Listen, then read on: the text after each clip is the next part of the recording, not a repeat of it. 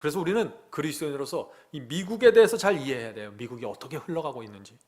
강력한 경쟁자인 중국을 이기려면은, 최강의 자리를 지키려면은 반드시 기술을 선점해야 됩니다. 새로운 기술 혁신이 일어나야 돼요. 그것이 인공지능이고 로봇이고 5G, 6G, 인터넷이고 전기자동차이고 신에너지예요. 이런 것들 하는데 돈이 필요한 거예요. 그래서 해외에 나갔던 자금을 다시 끌어들이는 것입니다. 그런데 여기에 딜레마가 있는 거예요. 왜? 해외 자금이 들어오고 5G, 6G, 인공지능, 로봇하고 전기자동차 해도 이거는 많은 노동력이 들어가질 않아요. 이걸로 갖고는 미국의 노동력을 흡수할 수가 없는 것입니다. 그래서 어떻게 돼요? 기술 혁신은 하고 공장이 세워지는 것 같은데 일자리가 기대한 만큼 나타나질 않는 거예요. 그래서 결국 미국의 대통령이 무슨 얘기를 하냐? 도로를 닦으라는 얘기를 하는 것입니다. 고속 전철을 만들고, 저 한국에만 있는 지하철도 만들고 노동력이 들어가는 일을 하자는 거예요. 이것도 그런데 임시 해결책이라는 것입니다. 지하철 다 뚫으면 그 다음에 뭐 할 거예요? 도로 만들면 그 다음에 뭐 합니까? 다시 일자리가 또 사라지는 것입니다. 미국 정부가 원하는 것은 미국의 자본이 해외에 나가 있지 않고 미국 내에 계속해서 머물러 있는 것입니다. 그래서 트럼프 대통령이 지난 몇 년 동안 거의 협박을 하다시피 했죠. 돌아오지 않으면 세금 때리겠다고 거의 협박을 하다시피 한 거예요. 바이든 대통령도 표현만 부드러워졌지 결국 그 내용은 마찬가지입니다. 지금은 미국은 누가 대통령이 됐든 마찬가지예요. 똑같은 정책이에요. 미국 회사와 자본이 해외로 나가지 말고 계속해서 미국 내에서 일자리를 만들어주길 원하는 거예요. 그래서 미국의 이제 회사들이 여러 가지 세제 혜택과 정부에서 주는 여러 가지 유익을 보기 위해서 미국으로 움직여서 들어오기 시작하는데 무엇이 문제예요? 비싼 임금이 문제입니다, 결국에는. 그러니까 미국의 회사들이 어떻게 생각할까요? 이 임금을 해결하려면 방법은 하나밖에 없어요. 인공지능과 로봇이에요. 그래서 다시 여기서 인공지능의 중요성이 또 한 번 나타나는 것입니다. 미국 내 그래서 많은 회사들이 세워지고 또 자금이 미국으로 돌아갈지라도 미국의 서민들의 삶은 크게 달라질 수가 없다. 공사장이 벌어지면 공사장이 끝나면 끝이에요. 길을 닦으면 길을 닦고 나서 끝이에요. 그래서 결국 앞으로는 인공지능과 로봇이 급속하게 발전할 수밖에 없어요. 돈을 가진 사람들, 이 부자들은 인공지능이 너무나 매력적인 것입니다. 로봇이.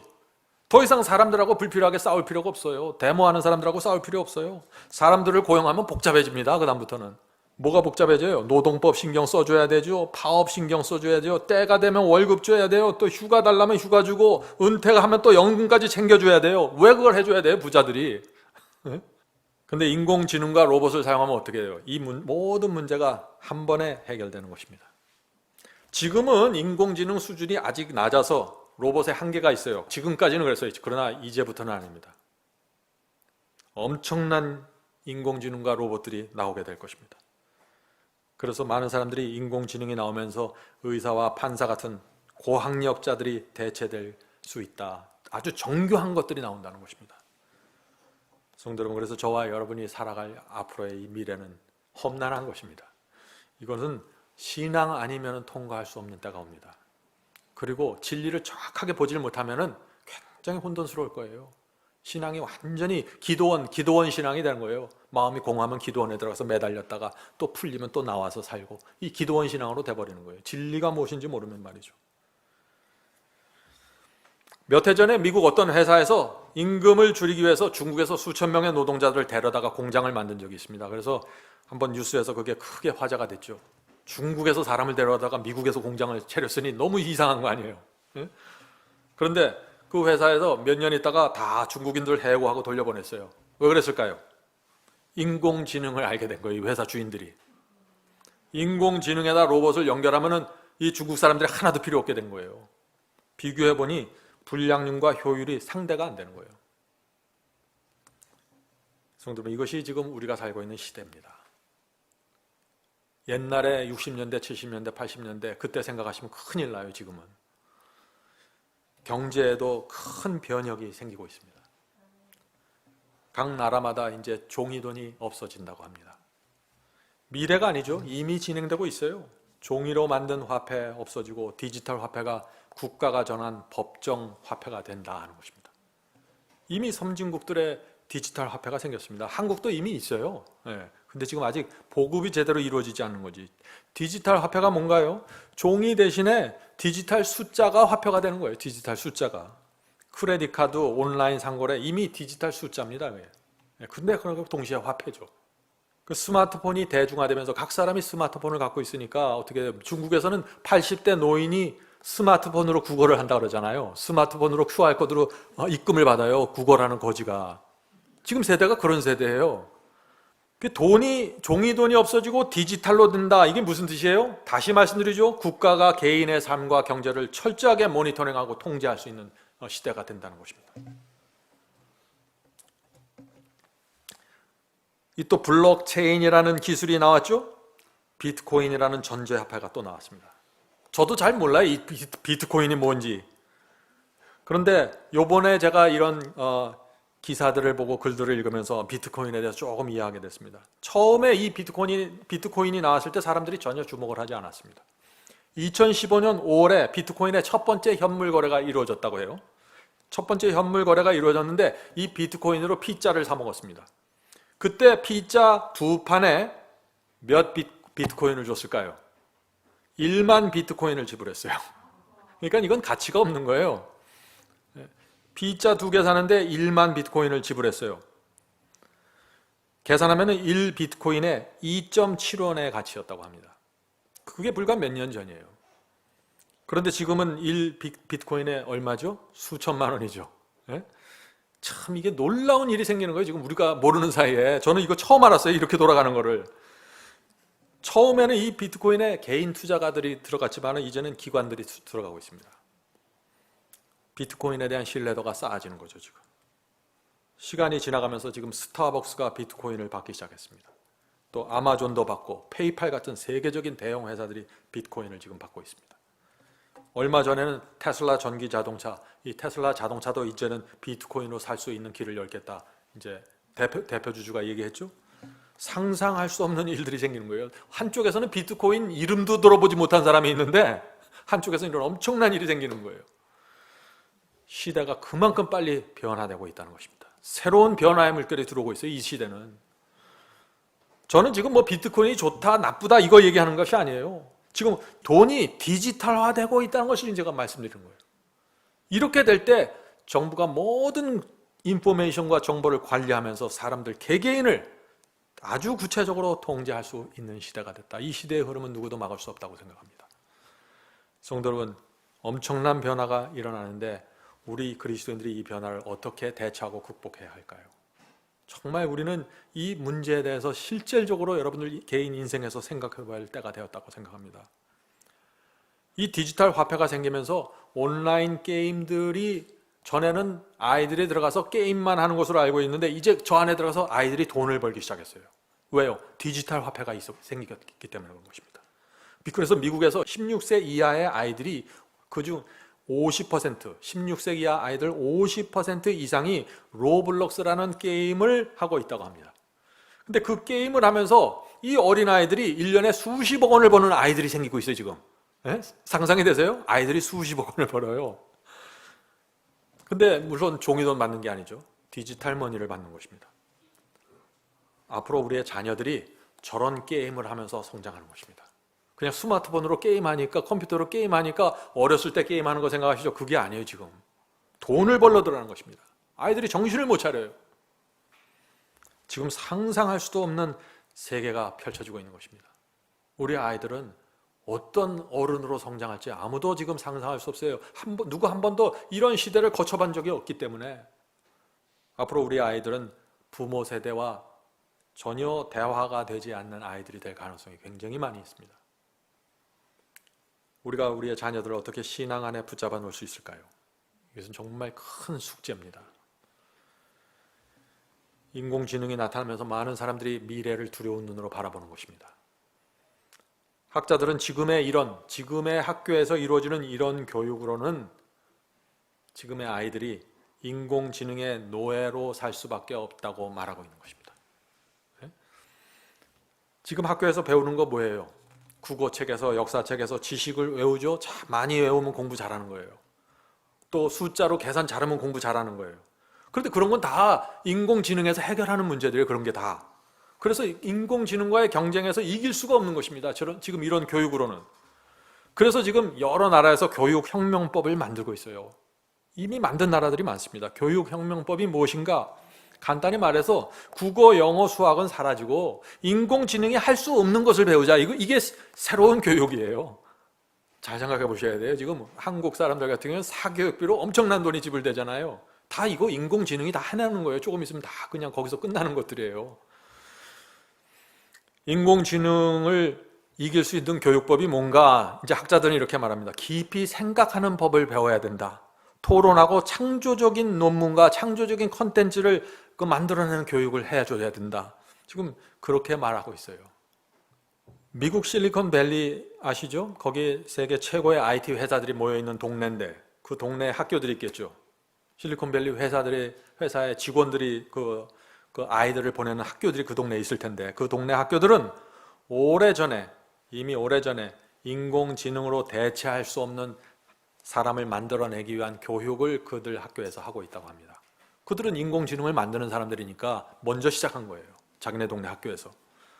한 가지 재미있는 사실은 구글 회장 있죠? 구글 회장의 손자는 인터넷도 사용하지 않고 스마트폰도 사용하지 않는데요. 네? 중학교 가기 이전에는 거기에 손 대지 못하게 한답니다. 아니 자기네들이 만들어 놓고 자기네들은 또 사용하지 않으려고 하는 거예요. 참 이상한 일들이 생긴 것입니다. 인공지능에게 종속되지 않기 위해서 이렇게 하는 것입니다. 오늘 많은 사람들이 스마트폰, 특별히 어린아이들이 스마트폰에 중독으로 들어가고 있죠. 그 스마트폰에 중독에 걸린 아이들의 뇌의 뇌파 검사와 영상을 찍으면 어떻게 될까요? 앞이마의 전두엽의 기능이 현저하게 저하된다는 사실을 알게 된 것입니다. 이거 다 논문으로 나온 얘기죠. 뇌 기능이 전체적으로 불균형하게 되는 것입니다. 스마트폰과 영상을 계속해서 봄으로써. 그래서 그런 아이들은 분노 조절 장애 문제가 생기는 것이죠. 그리고 집중하는 집중력이 10분 이하로 떨어지게 됩니다. 사탄이 우리 아이들의 뇌를 어떻게 만들어가고 있는지 보셔야 돼요. 진리를 이해할 수 없는 두뇌가 되는 것입니다. 앉아서 성경을 읽으면서 성령의 감동 속에서 말씀을 살필 수 없는 뇌가 되는 것입니다. 복음을 경험할 수 없는 상태가 되는 것이죠. 이 전두엽이 뭐예요? 전두엽. 여러분 아시잖아요? 하나님께서 성도들의 이마에 인을 치는 게 전두엽입니다. 사탄은 지금 놀라운 일을 벌이고 있는 것입니다. 인공지능, 디지털 화폐, 이 게임들, 스마트폰, 엄청난 일들을 지금 마지막 때 지금 사탄이 온통 깔아놓은 것이에요. 사람들이 이거를 분별할 수 있을까요? 지금 사탄이 무엇을 하고 있는지? 성도 여러분, 우리의 자녀들을 어떻게 교육시켜야 될까요? 미래를 위해서 어떻게 준비해야 될까요? 굉장히 중요한 이슈입니다. 분명한 사실은 인공지능에 종속되면 안 된다는 것이에요. 그렇다고 해서 우리가 이 세상을 버리고 산속에 들어가서 나 혼자 조용히 숨어서 살 수도 없는 것이에요. 준비해야 된다는 것입니다. 앞으로 기도하면서 우리가 준비해야 되는 것입니다. 세계는 또 큰 문제가 하나 빠져 있습니다. 세계가 지금 닥치고 있는 큰 문제는 고령화 사회입니다. 이건 한국이고 미국이고 어느 나라나 마찬가지예요.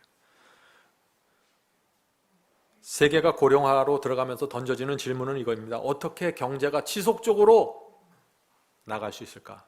이렇게 고령화가 된다면 경제가 무너질 텐데 어떻게 경제가 성장할 수 있을까라는 질문이 던져지고 있는 것입니다. 인구는 늙어가고 젊은이들은 경제 문제, 교육 문제 때문에 지금도 결혼을 힘들어하죠. 아이를 잘 낳지 않으려고 합니다. 지금도 이미 그래요. 그런데 유엔에서 발표하기를 앞으로 40년 후에는 60세 이상 고령자가 20억 명을 넘을 것이라고 해요. 40년 후에는. 굉장한 일이 생기는 것입니다. 누가 그 많은 노인들을 봉양할까요? 세금을 얼마나 내야 그 사람들을 먹여 살릴 거예요? 보통 문제가 아닙니다. 제가 무슨 말을 하나요? 그때까지 세상이 유지될 수 없다는 것이에요. 예수께서 재림하실 때가 굉장히 가까이 있을 수 있다는 것입니다. 지금 우리가 눈을 떠서 보질 못해서 그렇지 사탄은 이미 이 세상을 그렇게 만들어놨고 하나님께서는 이 세상을 더 이상 유지하고 지체하고 그리스도의 재림을 연기시킬 수 없는 상황으로 계속해서 가는 것입니다. 이때 하나님께서 당신의 백성을 준비시키는 것입니다. 14만 4천 여자의 남은 무리를 이때 준비시키는 것입니다. 인침으로 준비시키는 것입니다. 이것을 정확하게 보는 사람들이 미래를 향한 최고의 준비로 들어가는 것입니다. 미래를 위한 준비가 뭐예요? 인침받는 성도의 경험이에요. 그거밖에 없습니다. 분명한 사실은 요한계시록이에요. 세상 끝에 바벨론이 몰락할 것을 예언하면서 경제가 무너질 걸 요한계시록이 말하고 있다는 것입니다. 바벨론이 뭐예요? 바벨론 세 축으로 구성되어 있어요. 교회, 정치, 경제입니다. 교회, 정치, 경제. 교회만 바벨론 아니에요. 교회, 정치, 경제 이 세 가지 축으로 바벨론이 이루어지고 있어요. 그래서 일곱째 재앙을 내릴 때 바벨론이 세 축으로, 세 갈래로 나눠지면서 무너지는 모습이 나오는 거예요. 바로 이 세 축이 여기 있는 것입니다. 요한계시록 18장 2절부터 3절. 요한계시록 18장 2절부터 3절. 힘센 음성으로 외쳐 가로되 무너졌도다 무너졌도다 큰 성 바벨론이요. 말세 큰 성 바벨론이 무너집니다. 교회만 무너지는 게 아니에요. 세 가지가 다 무너지는 것입니다. 첫째, 귀신의 처소와 각종 더러운 영에 모이는 곳과 각종 더럽고 가증한 새의 모이는 곳이 되었도다. 바벨론이 된 교회들이 무너지는 것입니다. 둘째, 그 음행의 진노의 포도주를 인하여 만국이 무너졌으며 세계 각국이 무너졌으며 또 그 땅의 왕들이 그로 더불어 음행하였으며 바벨론의 정치 세력들이 무너진다는 것입니다. 세 번째, 땅의 상고들도, 땅의 상고가 뭔가요? 멀천트입니다. 큰 기업들과 장사하는 사람들을 말하는 것입니다. 땅의 상고들도 그 사치의 세력을 인하여 치부하였도다 하더라. 바벨론의 경제가 무너지는 것입니다. 하나님께서는 바벨론을 내버려 두지 않습니다. 예수께서 재림하시기 전에 다 무너집니다. 그래서 이 요한계시록 18장에 나오는 이 말씀을 가만히 보면 말세의 경제에 대해서 두 가지를 예언하고 있는데, 첫 번째는 뭐예요? 경제가 몰락하게 될 것이라는 예언이고, 둘째는 경제가 무너지는데 아주 빠른 속도로 무너지게 된다는 것입니다. 경제가 짧은 시간 안에 몰락된다는 예언이 요한계시록 18장에만 3번이 반복되어 있습니다. 자, 요한계시록 18장 보죠. 요한계시록 18장 10절, 11절 보면은 나옵니다. 10절, 11절입니다. 화이 있도다 큰 성, 견고한 성 바벨론이여, 일시간에 내 심판이 이뤘다. 자, 일시간에 심판이 이뤘다. 아주 짧은 시간에 무너진다는 것입니다. 짧은 시간에 바벨론이 무너지는 것이죠. 그러면서 이어서 이 상고들, 경제 세력들이 우는 장면이 나오는 것입니다. 계속해서 읽어보죠. 땅의 상고들이, 큰 기업가 멀천트를 얘기하는 것입니다. 땅의 상고들이 그를 위하여 울고 애통하는 것은 다시 그 상품을 사는 자가 없습니다. 자, 상품을 사는 자가 없어요. 왜요? 경제가 몰락하기 때문에 아무도 지금 경제가 무너졌는데 어떻게 물건을 사겠어요? 요한계시록 18장 15절 19절 읽어보겠습니다. 요한계시록 18장 15절 19절. 바벨론을 인하여 치부한 이 상품의 상고들이, 자, 무슨 뜻인가요? 바벨론 때문에 돈을 벌어서 부자가 된 상인들과 장사꾼, 이 회사들을 얘기하는 것이죠. 바벨론을 위하여 치부한 이 상품의 상고들이 그 고난을 무서워하여 멀리 서서 울고 애통하며, 이 상고들이 울며 애통하는 때가 온다는 것입니다. 울고 애통하여 가로되 화있도다 화있도다. 16절입니다. 그러한 부가 일시간에 망하였도다. 여기서도 다시 일시간이라는 표현이 나오죠. 큰 성 바벨론의 부가 짧은 시간에 무너진다는 것입니다. 각 선장과 각 처를 다니는 선객들과 선인들과 바다에서 일하는 자들. 자, 성경에서 이 선객들, 선원들, 배는 다 경제 활동을 의미하는 것입니다. 일하는 자들이 멀리 서서 그 불붙는 연기를 보고 외쳐 가로되. 자, 큰 회사와 경제 세력의 부와 재물이 바다에 침몰하는 그 모습을 지금 상징적으로 표현하는 것입니다. 너의 보배로운 상품을 인하여 치부하였더니 일시간에 망하였도다. 다시 일시간이 나오죠.